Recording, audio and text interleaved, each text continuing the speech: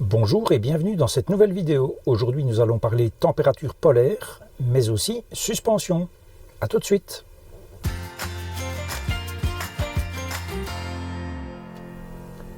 Nous sommes aujourd'hui le 11 février et les températures qui étaient annoncées pour cette semaine étaient polaires. Polaires, entendons-nous bien. La nuit passée, donc la nuit de mercredi à jeudi, il a fait moins 14. La nuit d'avant, il a fait moins 11. La nuit d'avant, il a fait moins 9. Donc extrêmement froid. Avec ces températures qui étaient donc annoncées, il était évident que le problème principal qui allait se poser dans le van, c'était la gestion des eaux usées. J'ai choisi dès lors de rester à mon port d'attache cette semaine. J'ai continué à loger dans le van, mais j'ai mangé à la maison, de même que faire ma toilette et aller aux toilettes. Dans mon réservoir d'eau usée, il y avait environ 10 litres, pas plus. Donc pas de quoi occasionner des dégâts en cas de gel. Et je n'ai même pas essayé d'ouvrir la vanne, qui est une vanne de type guillotine. Donc je n'ai pas essayé de l'ouvrir parce que c'était de toute façon faire de la casse quasiment à coup sûr. La construction de ce van étant quand même un petit peu légère, je me suis dit que si je forçais sur cette vanne, elle allait d'office casser et après j'allais être bien ennuyé. Donc j'ai laissé ça comme ça. J'étais à la maison, la journée dans le van, la nuit dans le van. Et pour aller aux toilettes, pour manger et faire ma toilette, j'avais donc la maison à proximité. Autre avantage, j'étais branché sur le courant. Parce que consommer du diesel, ça évidemment, il n'y avait pas le choix.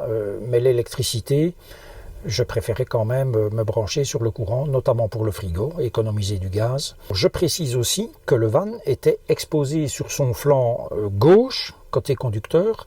Le van était exposé au vent du nord-nord-est.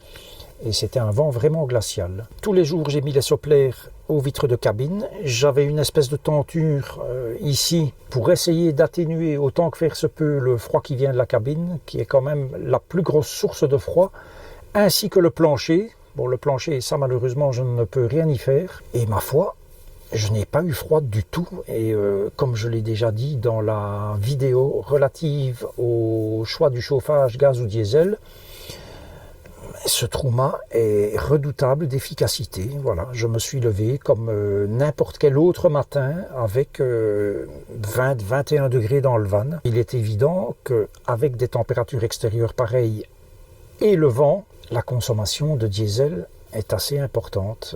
Voilà, ça tourne toute la journée. Le brûleur ne s'arrête que le soir à 22h50 puisque c'est son heure d'arrêt qui est programmée. Il redescend à ce moment-là sur 14 degrés. Entre le moment où il s'arrête et qu'il y a 21 degrés dans la cellule et le moment où il va se remettre en route parce qu'il fera 14 degrés, qui est la température réglée pour la nuit, forcément dans l'intervalle, le brûleur, on ne l'entend plus. Maintenant, la chute de température, avec le petit vent de 15-20 km/h qu'on avait, elle est quand même relativement rapide. Hein. Donc il faut 1 heure et demie grand maximum pour perdre les 7 degrés entre 21 et 14. Donc. Reste que donc, je n'ai pas eu froid du tout.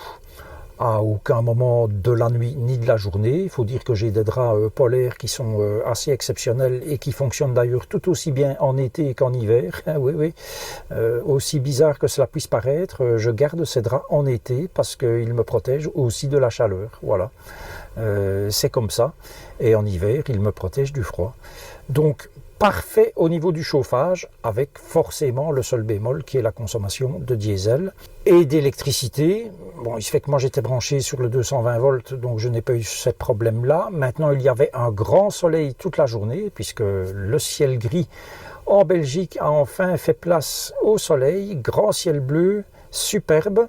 Alors, à cette saison, le soleil est encore fort bas, bien évidemment, mais je présume que ça aurait quand même permis de recharger un tant soit peu les batteries. Peut-être pas pour compenser toute la consommation électrique du Truma, mais ça m'aurait quand même permis, je pense, de tenir un petit peu. Donc voilà pour cet épisode de froid qui n'est pas encore tout à fait terminé.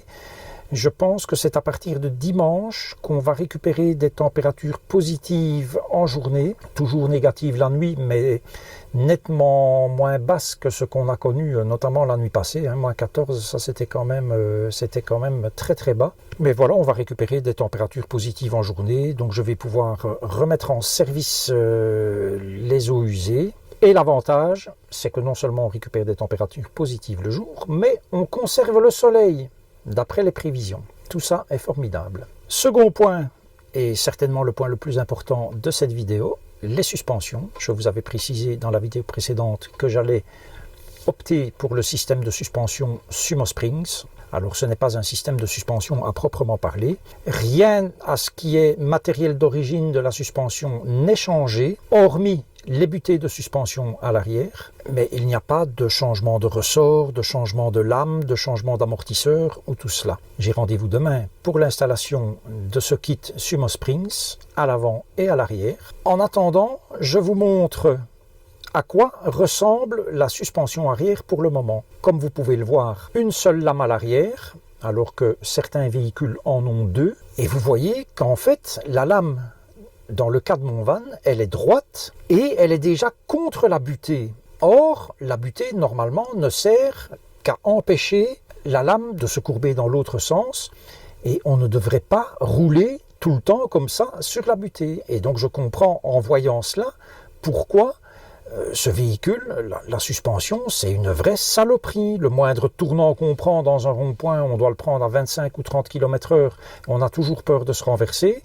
La moindre bosse, on se demande si les armoires de la cuisine, entre autres, et tout ce qu'il y a dedans va se casser et que ça va partir en 1000 morceaux. Comment peut-on homologuer un véhicule comme ça? Moi, je trouve ça effarant, quoi. C'est effarant. Alors, je veux bien qu'on est bien plus chargé qu'une camionnette, mais à ce moment-là, que Chausson opte pour des véhicules avec deux lames de ressort, puisque ce porteur Ducato existe avec deux lames de ressort. Le système Sumo Springs pour l'arrière consiste en fait à une modification de la butée, ni plus ni moins. On enlève la butée d'origine qui, entre nous soit dit, paraît-il, d'après ce que j'ai lu partout, s'use à la vitesse grand V. En plus, vous imaginez que dans mon cas, la lame est sur la butée en permanence et donc je ne donne pas cher de cette butée d'origine. La butée Sumo Springs, elle est déjà plus haute, ce qui va redonner un petit peu de courbure aux lames. Et c'est en fait en uréthane, la matière. Bon, alors moi je ne connais pas. En élastomère aussi j'ai entendu, avec toutes des alvéoles qui contiennent des bulles d'air. Et donc ça aide la suspension. Les avis sont unanimes concernant cette suspension et donc j'ai hâte de découvrir ce que ça va changer. Je comptais installer ma GoPro à l'arrière du véhicule en dessous pour vous montrer le travail de la suspension actuelle et puis passer aux mêmes endroits et vous montrer la différence avec la butée Sumo Springs installée. Malheureusement, j'ai passé une bonne partie de cet après-midi à chercher à tout prix un endroit pour fixer ma GoPro. J'ai des systèmes à simple ventouse ou à double ventouse, des trucs qu'on peut accrocher à la carrosserie et rouler à 200 km/h sans que ça ne bouge. Mais je n'ai vraiment aucune accroche là en dessous. Tout est rugueux et je ne vais pas prendre le risque de perdre ma GoPro. Donc malheureusement, je ne pourrai pas vous montrer vraiment la différence. Il y a des vidéos sur YouTube, il y a des Américains notamment qui ont montré ça. Moi, je ne pourrai pas, mais vous aurez bien évidemment mon retour puisque je vais installer ce kit Sumo Springs demain, tout près d'Anvers. Je ne vais pas vous dire ça dans la prochaine vidéo. Non, je vais vous le dire demain. Mais demain, c'est maintenant. Bonjour, nous voici donc le lendemain. Incroyable, n'est-ce pas? Alors qu'il y a 2 secondes, nous étions hier. Voilà, c'est la magie du cinéma, qu'est-ce que vous voulez? C'est comme ça, hein. J'ai donc été faire installer aujourd'hui le kit Sumo Spring sur mon véhicule, à l'avant et à l'arrière. À 9h tapante, heure d'ouverture de cette concession à Anvers, mon véhicule était déjà sur le cric et les ouvriers s'en occupaient. Ce concessionnaire à Anvers, donc c'est Antwerp Motorhome. Ils parlent le français, je pense, mais voilà, par respect pour eux, j'ai parlé en néerlandais, ou du moins de ce qui me reste de néerlandais que j'ai appris à l'école il y a donc très longtemps. Mais je pense qu'ils parlent français et ils comprennent plus ou moins quand on parle le français quand même.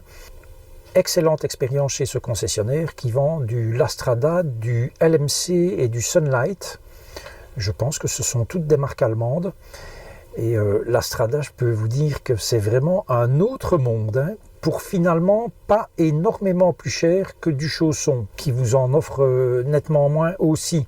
Donc il n'est pas exclu que si j'ai à changer de van, ça ne soit pour un La Strada éventuellement, parce que j'ai vraiment été étonné par les véhicules de La Strada et par la qualité du concessionnaire également. Hein.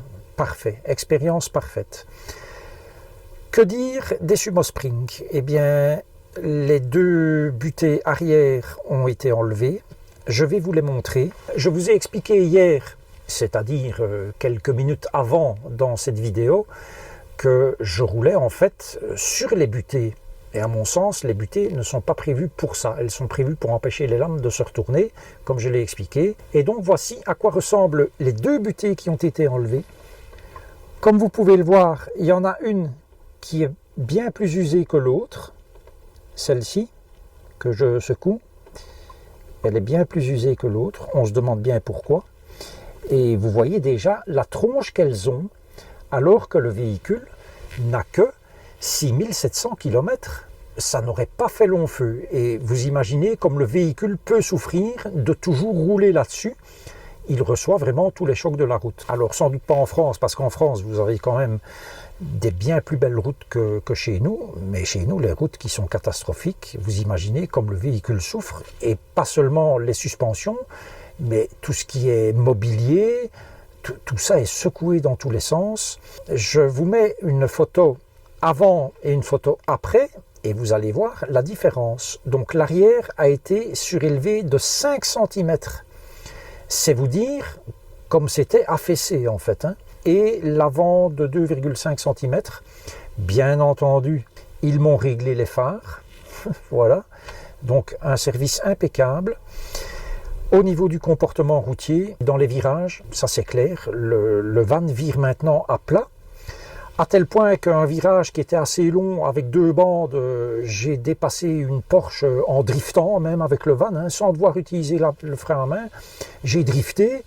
Et puis j'ai retrouvé le conducteur de la Porsche un peu plus loin, sur un parking, et il est venu me trouver, il m'a dit oh, « qu'est-ce que c'est ça moi je vais revendre ma Porsche et je vais acheter un chausson. » J'ai dit « oui, il faut faire ça absolument. » Non, blague à part, il y a des virages que je prenais à 70 km/h, 70 pour mon audience belge, et que je prends maintenant à 90. Le van reste vraiment très plat. Au niveau du freinage, je pense qu'on gagne aussi grandement en efficacité. On sent vraiment que le van veut stopper plus vite. Voilà, ne me demandez pas pourquoi, c'est mon ressenti sur la route. Et en fait, le van ne plonge plus au freinage grâce au système Sumo Spring qui est installé dans chacun des ressorts hélicoïdaux. Je vais essayer de vous mettre une photo quelque part, probablement ici, il y a de la place, devant ma jolie petite lampe que j'ai achetée chez le concessionnaire. Virage, freinage, tenue au vent bien meilleure. Quand on passe un camion, quand on se fait dépasser par un camion, quand il y a des rafales de vent, le van a une tendance à vouloir maintenant rester vraiment bien droit, à ne plus tanguer à gauche, à droite comme il le faisait avant et qu'il le faisait même parfois sans beaucoup de vent.